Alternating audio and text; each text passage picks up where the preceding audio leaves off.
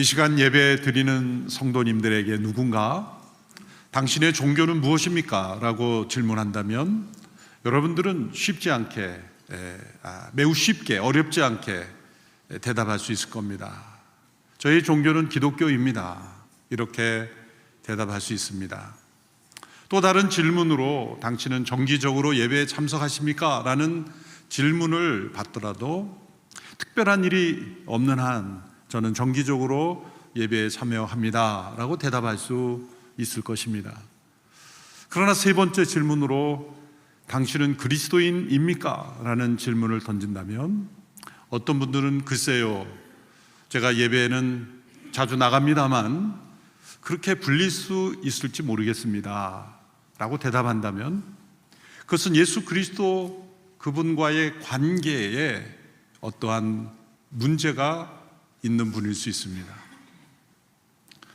당신은 그리스도인입니까? 라는 질문 앞에 두렵고 떨리는 마음이지만 겸손하고 또한 담대하게 또 단순하게 네 그렇습니다 라고 대답할 수 있다면 그것은 예수님과의 관계가 올바르게 정립되어 있는 분일 것입니다. 기독교는 종교가 아니라 관계라는 말이 있습니다. 매우 중요한 원리를 담고 있는 말입니다. 사회적으로는 우리는 기독교인, 우리의 종교는 기독교라고 표현을 할 수밖에 없습니다. 그러나 기독교는 종교가 아니라는 말에 어떤 의미가 있습니까? 예수 그리스도 그분과의 관계가 우리의 신앙이라는 것입니다.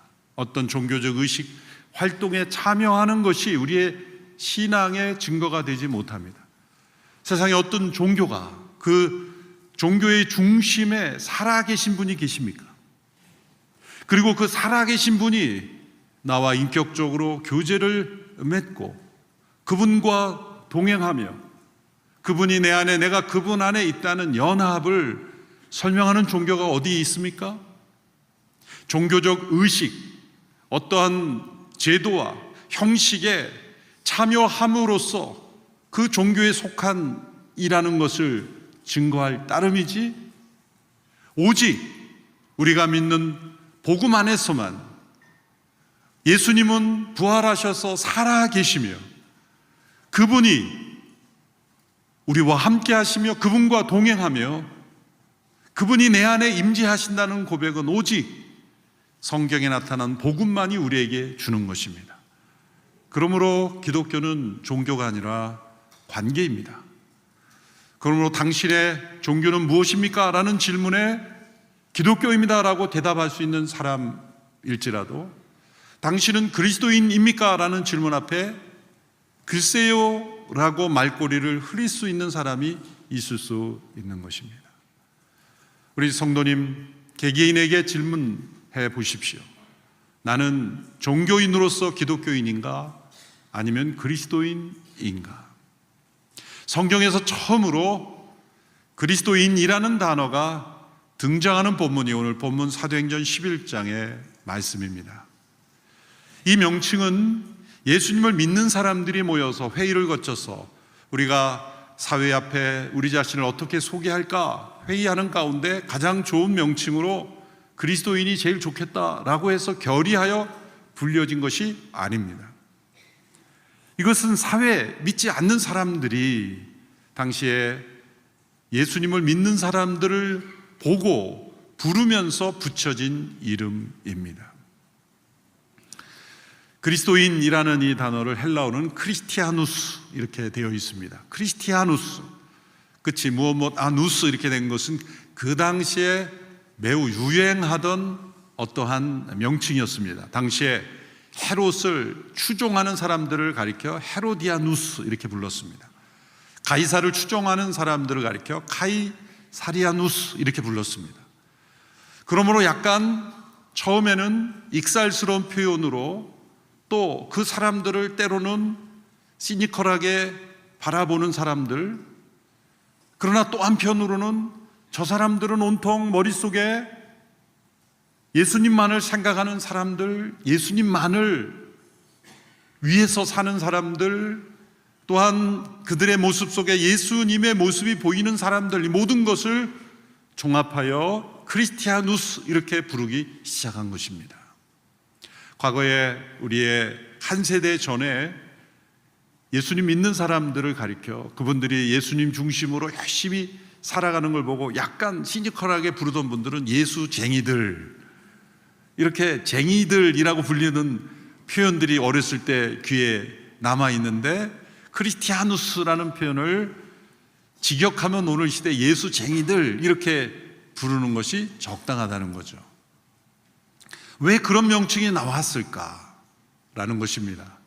그런 명칭이 처음 시작된 사람들은 팔레스타인 북쪽에 있는 지금의 튀르키예에 있는 안디옥이라는 도시였습니다. 얼마 전에 큰 지진이 났던 지역입니다. 로마 제국에 있어서 가장 큰 도시는 역시 로마입니다. 그 다음으로 큰 도시는 알렉산드리아라는 도시고, 세 번째로 큰 도시가 이 안디옥이라는 도시입니다. 로마 제국의 큰 도시면 많은 민족 사람들이 모여 있는 도시입니다. 바로 이 지역까지 예루살렘 교회 성도들이 흩어졌다는 겁니다. 지난주 살펴본 사도행전 10장에서는 유대 지방에 이 팔레스타인 서쪽 요빠, 지금의 지중해 쪽까지 있는 지금의 그 텔아비브 있는 지역까지, 그래서 루따는 이 벤구리온 국제공항 그 어간이고요, 텔아비브 그쪽까지 유대인들이 예루살렘에서 핍박을 받아서 유대인들이 흩어졌고, 그것은 서쪽으로 흩어진 것이죠. 북쪽으로 흩어진 사람들은 이런 시리아의 안디옥까지 올라간 것입니다. 이렇게 사방으로 예루살렘 교회 성도들이 핍박을 받아 흩어졌는데, 이제 팔레스타인 북쪽으로 흩어진 사람들이 안디옥까지 간 것입니다.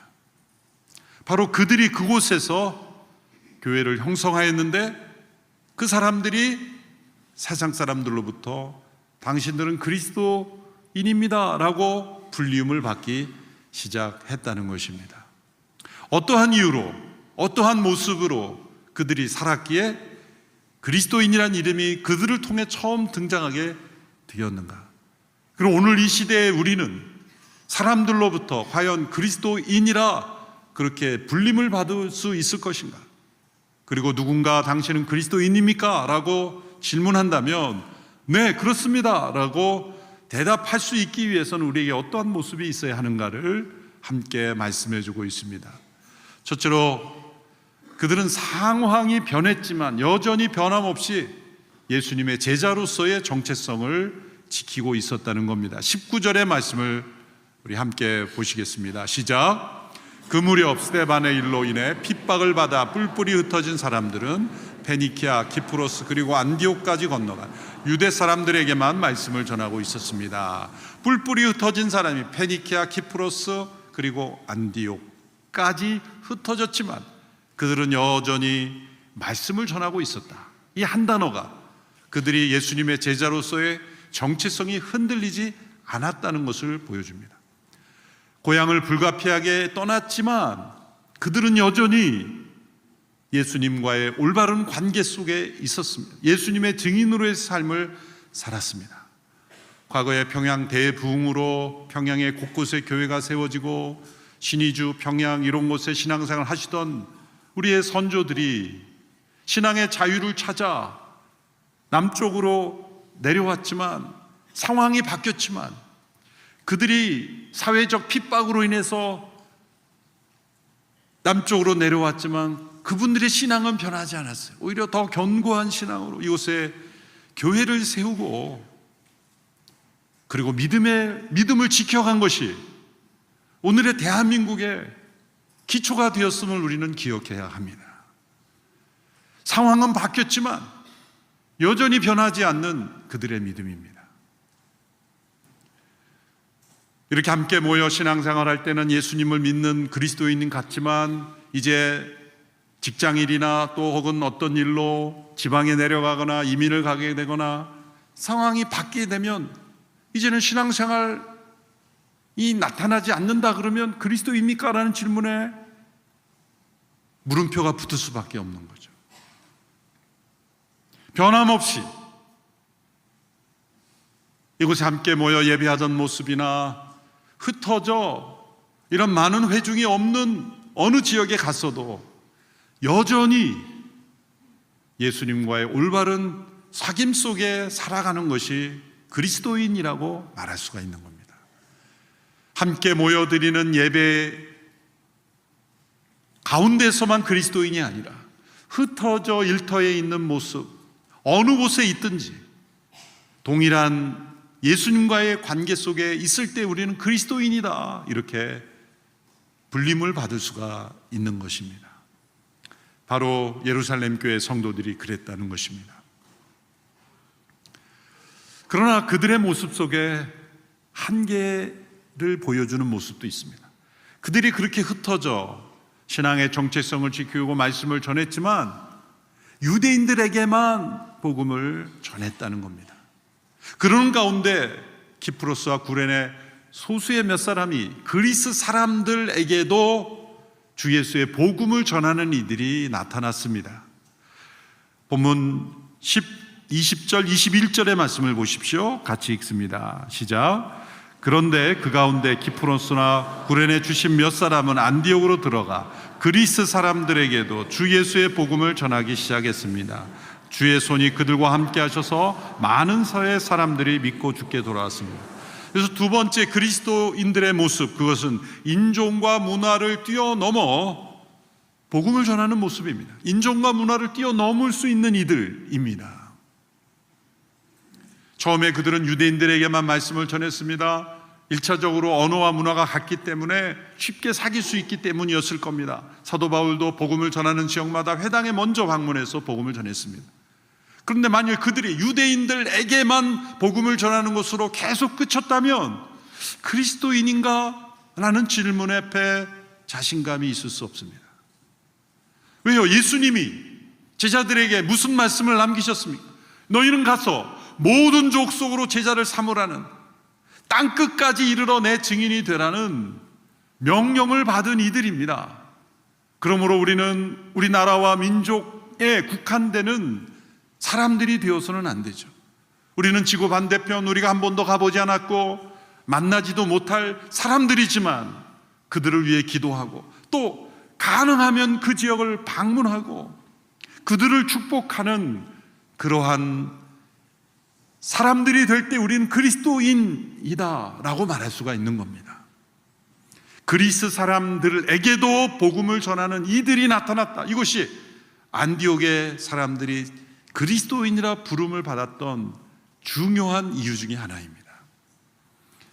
여러분, 우리나라에 복음이 들어왔을 때 우리 한국교회 믿음의 선배들의 아주 훌륭한 점은 민족을 사랑했지만 민족주의에 빠지지 않았다는 거죠. 여러분, 이 둘을 구분할 수 있어야 합니다. 그 차이가 무엇입니까? 우리는 항일운동도 했고 또 공산주의에 반대했고 헛된 사상에 반대했고 그랬습니다. 외세의 침략에 저항할 줄 아는, 민족을 사랑하여 3.1운동에 앞장섰던 많은 사람들이 교회와 기독교 학교 몸담았던 이들 아닙니까? 그들은 무슨 힘으로 그렇게 저항할 수 있었습니까? 전국적으로 3.1운동의 저항운동이 일어났던 곳은 다 교회와 기독교 학교들입니다. 신앙의 힘이었던 거예요. 신앙의 힘이 있었기 때문에 민족을 사랑하여 저항할 수 있었는데, 그러나 우리 민족만이 전부라고 생각하는 민족주의에 빠지지 않았다는 거죠. 그것이 우리 선조들의 믿음의 훌륭한 점입니다.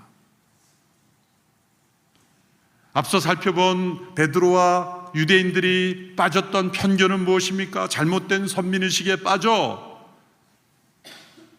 민족주의에 빠져 자신들의 민족주의에 빠져버리는 것, 그것은 참된 그리스도인의 모습이 아닙니다. 우리나라만을 잘 살게 하겠다는 것은 참된 지도자가 아니에요. 우리나라가 왜 잘 돼야 되느냐? 지구상 곳곳에 강도 만난 이웃들, 전쟁과 기근으로 가난으로 시달리는 많은 나라와 민족을 우리가 도울 수 있는 나라가 되게 해달라고 기도할 때 우리나라는 하나님께서 저절로 부강하게 해주실 거예요. 그저 우리나라만 잘 먹고 잘 살겠다고 기도하는 것은 참된 신앙이 아닙니다. 우리 가정이 하나님 잘 되게 해주시는 까닭은 많은 나라와 민족을 사랑할 수 있기를 위해서 우리 가정을 축복해 주십시오. 그렇게 기도할 때 그것은 올바른 기도인 거예요. 우리나라도 마찬가지입니다. 모든 민족과 문화를 뛰어넘어 품을 수 있는 사람들은 그리스도인들입니다. 그리스도인들이 아니고는 민족과 문화를 뛰어넘는 이 자민족주의를 뛰어넘을 수 있는 힘이 없습니다. 제가 미국에서 목회하던 기간이 있었죠. 뉴저지에서 초대교회 목회한 초대교회와 온누리교회는 공교롭게도 역사가 똑같아요. 창립 연도가 똑같고 창립 주일까지 똑같아요. 제가 깜짝 놀랐습니다. 내년도에 온누리교회 40주년인데 초대교회도 40주년이에요. 그런데 제가 담임으로 부름을 받아 이렇게 취임을 하는데 예배당이 거의 동시에 완공이 돼요. 새로운 예배당에서 새로운 담임 목사로 이렇게 함께 취임을 하게 됐는데, 그때 예배당을 지면서 장로님들이 몇 가지 중요한 결정을 한 것 중에 제 마음에 감동을 준 결정이 하나 있어요. 그것은 뭐냐면 주방을 크게 만들지 않고 주방에서 한국 음식 해먹지 않는다. 미국에서 한인교회 경험해 보시면 알겠지만 예배 후에 한국 음식 나눠 먹는 그 재미로 많은 분들이 옵니다. 예수님께 예배 드리러 오는 그런 이유 못지않게 많은 분들이 한국 음식 먹으러 그렇게 사귐의 중요한 통로가 되죠. 그래서 미국에서 목회하는 어느 목사님, 제가 그 교회 설교 갔을 때 이 밥상 목회가 중요하다. 교회는 밥을 잘해야지. 성도들이 많이 모이고 그걸 저한테 강조하더라고요. 그래서 속으로 예예 선배님이니까 예의하지만 속으로는 그럴까요? 제가 그렇게 반문을 했습니다. 그런데 그 밥을 하지 않겠다, 한식을 운영하지 않겠다 결정을 내린 거예요. 장로님들 얘기 듣고 제가 깜짝 놀랐다. 사실은 그 이면에 다른 이유도 있긴 있었을 거예요. 집에서 권사님들 압력도 있긴 있었을 거예요. 제발 우리를 주방에서 자유케 해달라, 그런 얘기도 틀림없이 있었지만 중요한 선교적 목적은 우리가 오랫동안 밥을 해먹고 우리가 좋아하는 된장, 고추장, 청국장 해먹다 보면 냄새가 건물 안에 배이는 거죠. 그럼 어느덧 그 지역에 있는 외국인들이 예배에 참여하려고 해도 그 냄새가 장애물이 될 수 있다. 그래서 우리는 지역에 사는 외국인들이 자유롭게 올 수 있는 한국 냄새가 나지 않는 예배당을 유지하자. 그래서 그 결의를 했다는 거예요. 제가 참 교회 잘 부름을 받았다, 감사했어요. 실제로 열매가 나타났습니다. 그 지역에 여러 기관들, 공무원들, 소방서, 학교 교사, 커뮤니티에서 자꾸 빌려달라는 거예요. 제일 깨끗하고 냄새 안 나고 너무 좋다는 거예요. 그러더니 한 소방대원이, 큰 건장한 백인 소방대원이 와서 여기 통역 있으면 나도 여기 와서 예배 드리겠다. 저희가 드리는 예배에 와서 통역을 통해서 함께 예배했던 기억이 있어요. 만약 우리가 열심히 한국 음식 해 먹었으면 힘들었을 거예요, 그분도. 사실은 세계 곳곳에 흩어져 있는 한인교회들이 가져야 될 비전은 한인이라는 타이틀을 떼는 겁니다. 그 지역에 있는 여러 언어와 문화의 민족들이 함께 올 수 있는 교회가 되게 하는 것, 그것이 참된 그리스도인들의 마음이죠. 그저 우리끼리 모여서 우정을 나누고 교제하고, 그것은 클럽이지 교회가 아닙니다. 역으로 우리나라에 많은 이주민들이 오고 있습니다. 공식적으로만 250만 명, 이제 비공식 통계까지 하면 3만 몇 명이 넘죠. 아마 우리 인구 감소율을 커버하려면 더 많은 이주민들이 와야 될 거죠. 그래서 정부에서 이민청도 준비하고 하지 않습니까? 많은 이주민들이 이제 거리에서 보이고 우리 삶에 익숙한 곳에 왔을 때 우리들은 그들을 어떤 시각으로 대할 것인가?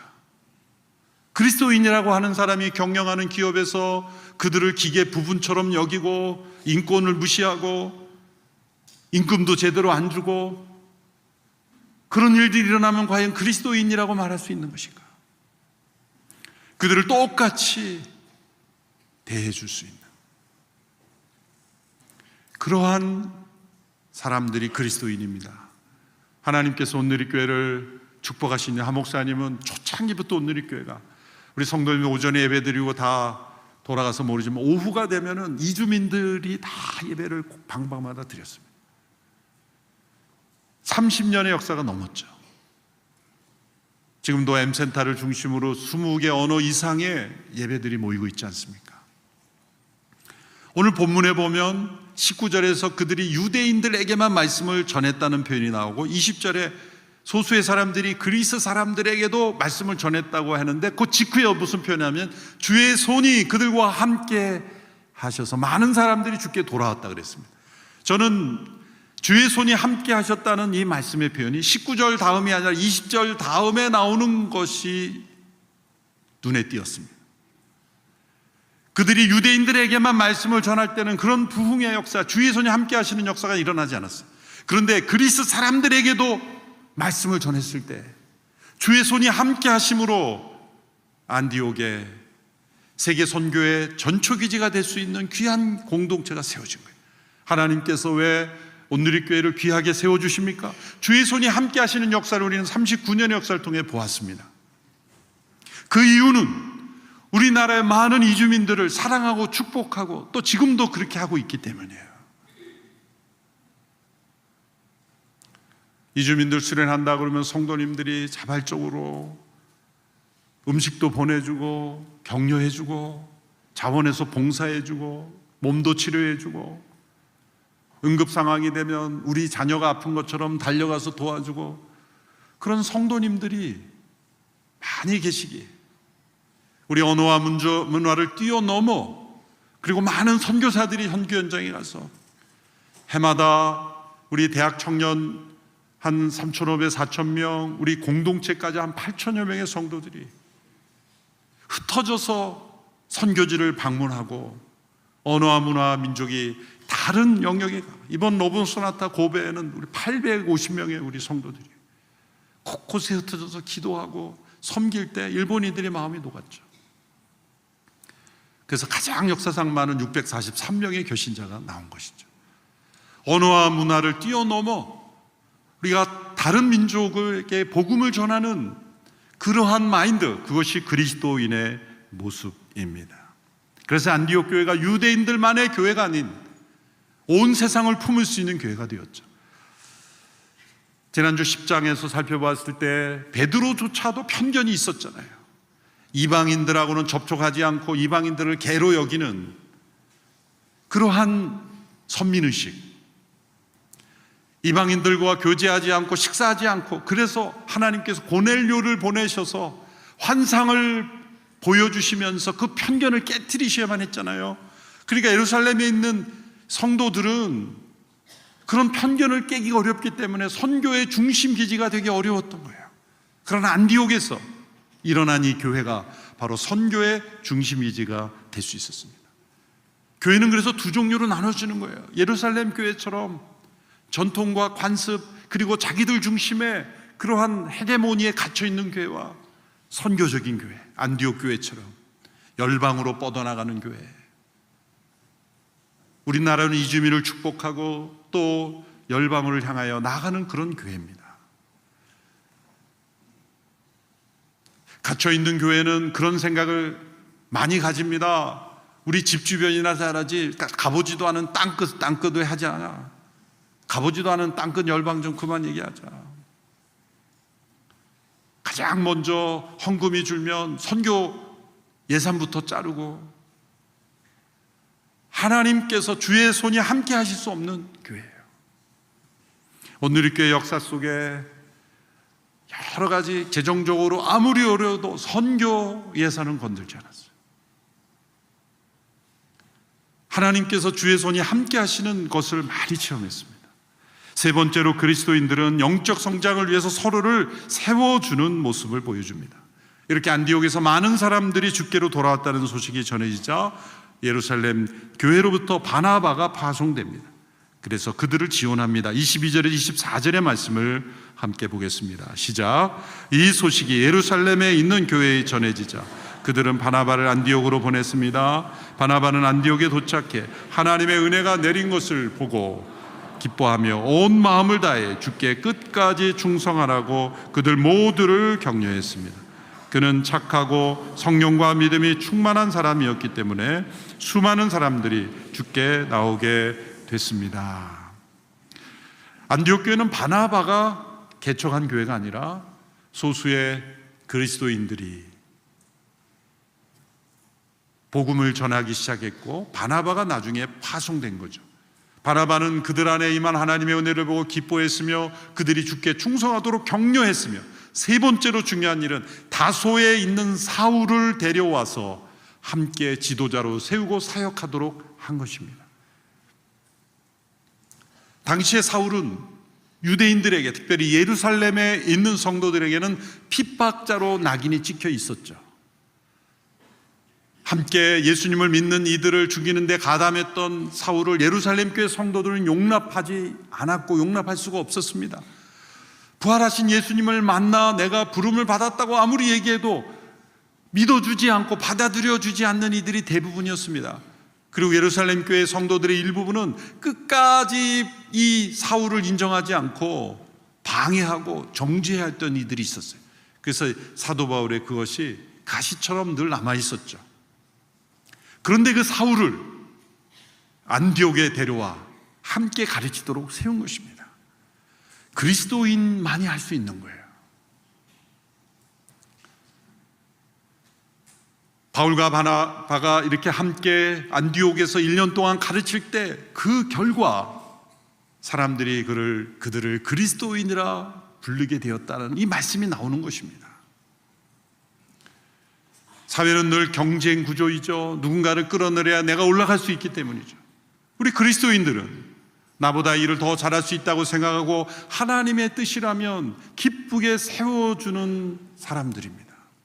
우리 교회도 바나바 같은 분이 계시죠. 우리 서빙고를 담당하시는 박종길 목사님이십니다. 최근에 온누리교회 오신 분들은 모르시는 분들이 있을 것 같아서 제가 과거 이야기를 하나 해드리려고 합니다. 이제 제가 담임 목사가 된 지 13년째가 되고 있기 때문에 이제는 이런 얘기도 말할 수 있다. 이제는 말할 수 있다 시리즈가 되는 겁니다. 한 목사님 소천하신 이후에 후임을 뽑는데 이제 장로님들 청빙위원회에서 2명의 후보를 이제 당회에 올려서 당회원들의 투표로 1명을 선정하는 그 단계에 있었습니다. 그때 2명의 후보가 바로 저와 박종길 목사님이셨어요. 놀라는 분들은 최근에 오신 분들입니다. 2명의 후보가 저와 박종길 목사님이셨어요. 장로님들이 이제 당회를 새벽에 열어서 우리 둘을 내려오라고 하시는 거예요. 그래서 내려오도록 앉혀놓고 투표를 하신 거예요. 왜 그러셨는지는 모르겠어요. 앉혀놓고 투표를 진행했는데 1차 투표에서 이제 둘 중에 한 사람을 올려야 되니까 다득표로 올려야 되죠. 그때 임시당회장으로 수고해 주신 분이 두레교회 김진홍 목사님이셨습니다. 우리 같은 노예였기 때문에 어르신으로서 그 회의를 인도해 주셨습니다. 1차 투표했는데 제가 한 30여 표 차로 앞섰어요. 그런데 장로님들 전체 숫자에 비하면 많은 표가 아닙니다. 그냥 거의 비슷하게 이렇게 의견이 양분된 거죠. 장로님들의 의견이. 김진호 목사님께서 이 정도의 표차로는 결정을 내릴 수가 없습니다. 2차 투표를 해야 합니다. 그렇게 이제 교회법의 관례에 따라 말씀하시는 거죠. 그때 제 옆에 앉아있던 박종일 목사님 갑자기 불쑥 일어나는 거예요. 그럼 목사님 손을 드는 거예요. 아니 이분이 왜 갑자기 일어나나 깜짝 놀랐는데 하시는 말씀이 제가 이재훈 목사님을 지지하니까 1차 투표 끝내주십시오. 그렇게 말씀하시는 거예요. 그때 장로님들이 제 기억으로는 박수를 치셨는데 저를 지지하시는 분들만 박수 쳤으면 교회가 분열되는 거죠. 거의 모든 분들이 박수를 친 것 같아요. 김진호 목사님이 당황하셨어요. 이거 박수 치고 끝낼 일이 아닌 것 같은데요. 보통 교회가 끝까지 갈 때까지 가보자 그러고 다 결정 났는데도 승복 안 하고 서로 이렇게 지지 안 하고 그런 분위기인데, 그런 걸 많이 보셨어요. 박수 치고 끝낼 문제가 아닙니다. 이 가운데 한 분이라도 2차 투표를 원하면 2차 투표 해야 됩니다. 나중에 문제를 일으키지 않기 위해서. 그래서 물었습니다. 2차 투표 원하시는 분 손 드십시오. 한 분도 장로님이 안 드신 거예요. 제가 무서워서 그분들이 안 드셨겠습니까? 박정일 목사님이 그렇게 1차 투표로 끝내달라는 걸 모든 장로님들이 기쁘게 받아들인 거죠. 그리고 정말 박수치고 끝났습니다. 그래서 김진호 목사님, 어제도 다른 이로 통화했습니다만, 항상 저에게 오시거나 그러면 저보다도 박정일 목사님 더 먼저 인사하시면서 너무 훌륭한 분이에요. 그때 얼바인에 계신 박 목사님 제가 한국으로 들어오시라 그래서 그때부터 지금까지 같이 목회를 하고 있습니다. 총괄 수석으로 인사전 전체를 총괄하고 계시고, 또 설교도 교대로 저와 해봤잖아요. 어떤 분들은 왜 이렇게 격주로 이렇게 왔다 갔다 하지? 그런 분들이 있어가지고 계실 텐데. 그래서 그때 박 목사님을 원했던 우리 성도님과 장로님도 많으셨을 텐데, 격주로 설교하니까 불만이 없는 거예요. 그래서 우리 장로님들도 하나 되고 성도님들도 하나 되어 지금 13년째 같이 목회를 해오고 있어요. 그 중간에도 몇 분이 아유 감사합니다. 네.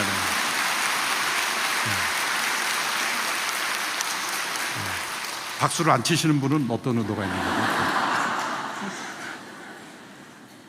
우리 교단의 주요한 큰 교회 몇 교회가 박 목사님을, 담임 목사님 모셔가려고 저한테 추천서를 써달라고. 목사님이 저한테 제발 저 좀 추천하지 말아주세요. 저는 온누리교회에서 좀 뼈를 묻게 해주십시오. 아, 좋습니다. 저는 같이 후보했던 목사님들이 온누리교회 뼈를 묻는다면 끝까지 같이 그렇게 할 마음이 있었어요. 박 목사님이 그렇게 헌신해 주신 거예요. 우리 시니어 리더십으로 사역하신 분들은 어디 담임 목사 갈 데가 없어서 계속 있으신 게 아니에요. 여기저기 가실 때가 있지만 온누리 사랑하셔서 저를 돕기에 함께 충성되게 지금 이렇게 바나바처럼 섬기고 계신 분들이에요. 여러분들이 귀하게 생각해 주시고 저와 함께 은퇴하더라도 함께 축복해 주십시오. 네, 감사합니다. 우리 하나님께, 또 우리 박 목사님께 감사를 드립니다. 저는 이 바나바가 사울을 이렇게 축복해 준 거, 혼자 할 수도 있는데 사울을 초청해서 그 어려운 상황에 있는 사울의 그에게 가해진 모든 핍박자라는 프레임, 그 공격을 바나바가 막아준 거죠. 바나바가 막아주고 이 사울이 이방인의 사도로 쓰임받을 수 있도록 축복해준 이 바나바, 오늘 이 시대에 그리스도인다운 모습이라고 생각을 합니다. 이러한 과정이 안디옥 교회가 세계 선교의 중심 기지가 되고, 이 안디옥 교회에서 이제 바나바 사울이 1차 연대, 2차 연도행 많은 전도행이 되고 많은 이방으로 복음이 전해지는 중요한 쓰임받는 교회가 되고, 그들이 그곳에서 그리스도인이라 부름을 받은 겁니다. 우리 온누리교회가 선교의 중심되는 교회가 될 뿐만 아니라 그리스도인들이다, 그렇게 일컬음을 받는 그런 성도들이 되기를 축원합니다. 기도하겠습니다. 살아계신 하나님, 누군가 우리에게 그리스도인입니까? 질문할 때 겸손하고 담대하게 그렇습니다, 저는 예수 그리스도를 주로 모시며 주님과 동행합니다 라고 대답할 수 있는 우리 모두가 되게 하여 주시옵시고, 복음이 온 열방에 증거되는 일에 쓰임받는 온누리교회 되게 하여 주옵소서. 예수님의 이름으로 기도하옵나이다. 아멘.